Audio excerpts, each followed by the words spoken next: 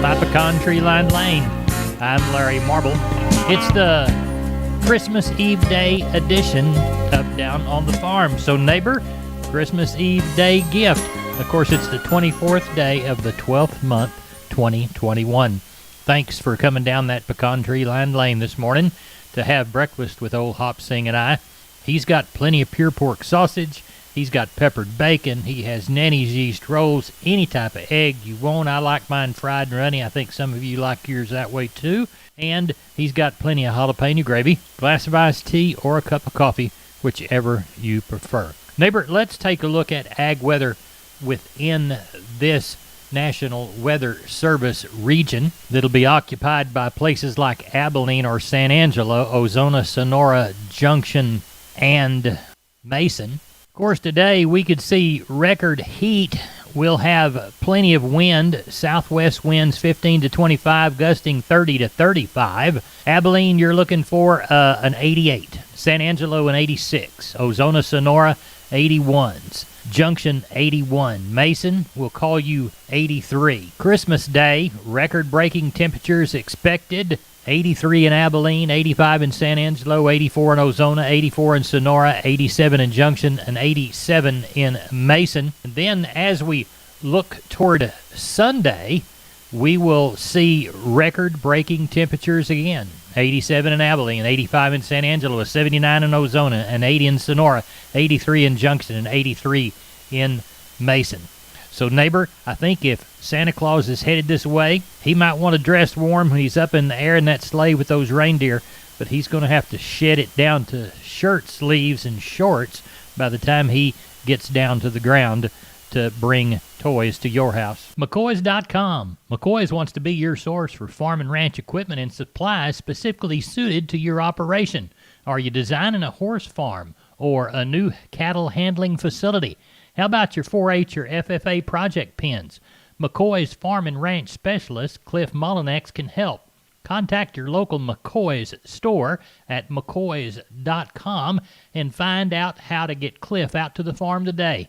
That's www.mccoys.com. Neighbor, I tell you what, let's take a look at grain commodity movement from yesterday. We'll consult Barchart and their commodity commentary. Now, for the last trade day of the week, corn rallied an extra 3 1/4 to 3.5 cents higher at the bell. That March corn contract 605 3/4, up 3 1/4.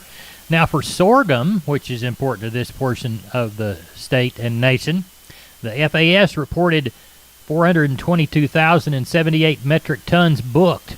That was up from the 332,000 metric tons last week and just 64,000 during the same week last year. Milo commitments were 5.1 million metric tons as of the 16th, which is 1.2% above last year. Quite a bit of that went to Mexico, but the bulk of it went to the communist Chinese, of course.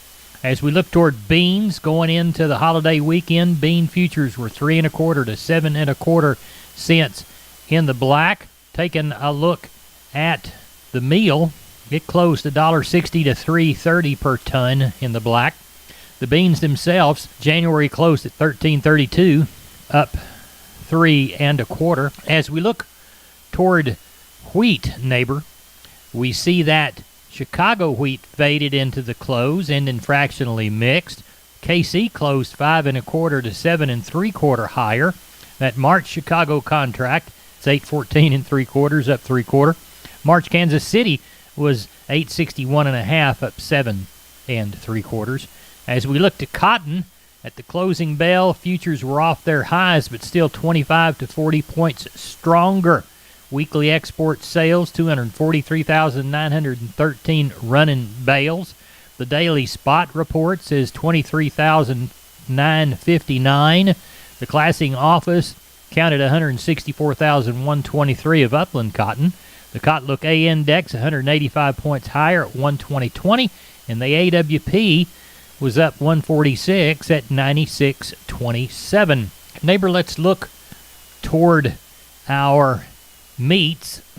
Looks like the national pork carcass cutout value, 91.47. That was 680 higher. The week's hog slaughter, 1.885 million head through Thursday.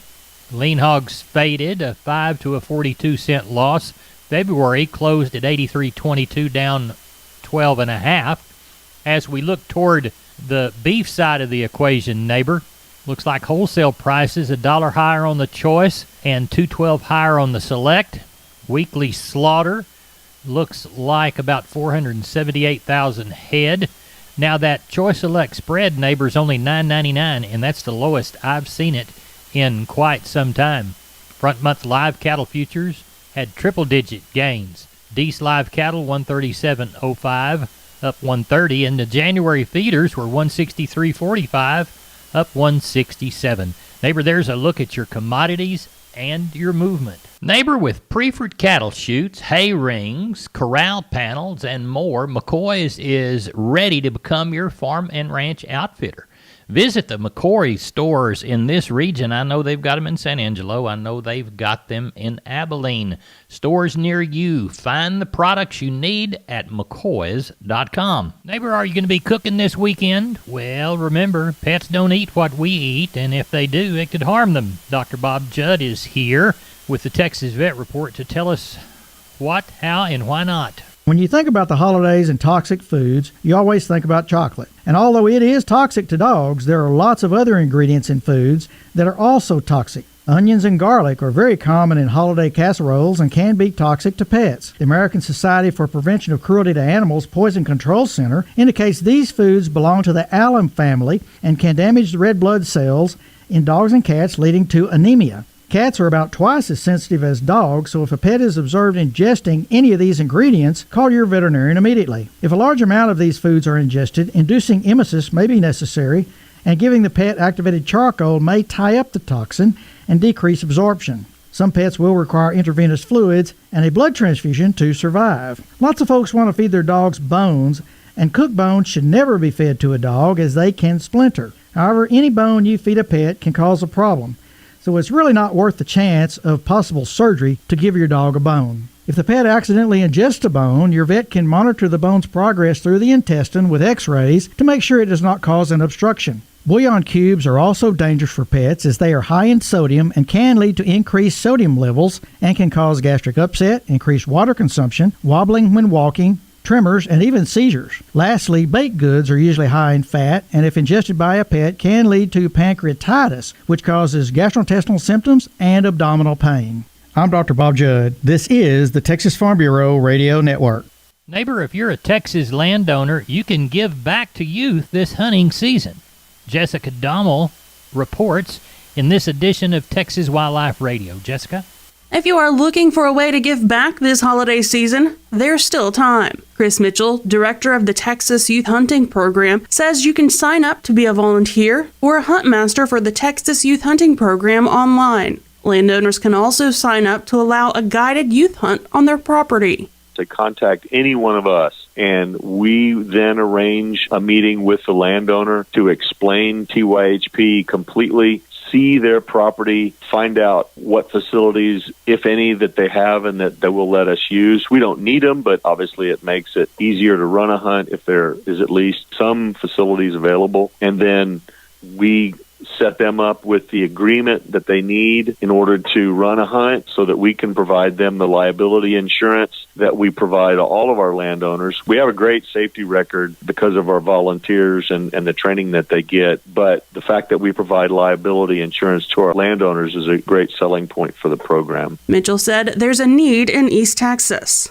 We're looking at ways that we can increase the number of landowners in the East Texas area that would be willing to host a TYHP hunt. He said if landowners are concerned that there's not many deer in the area, TYHP hosts hunts for other animals as well.